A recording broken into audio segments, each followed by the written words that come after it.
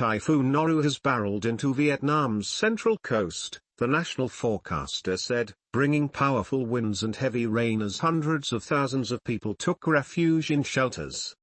In Da Nang, Vietnam's third-largest city, high-rise buildings shook in the strong gusts early on Wednesday that toppled trees and tore roofs from homes across the central region.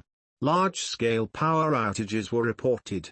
More than 200,000 people in Vietnam had taken refuge in shelters overnight, after forecasters predicted the storm would be one of the biggest to hit the Southeast Asian nation.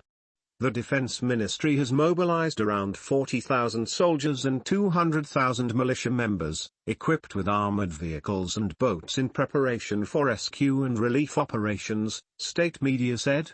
Almost half of Vietnam's airports have been shut, schools and offices across several central provinces, including in Da Nang, were closed and residents rushed to secure their homes on Tuesday. Super Typhoon Noru slammed into the Philippines earlier this week, killing 6 people.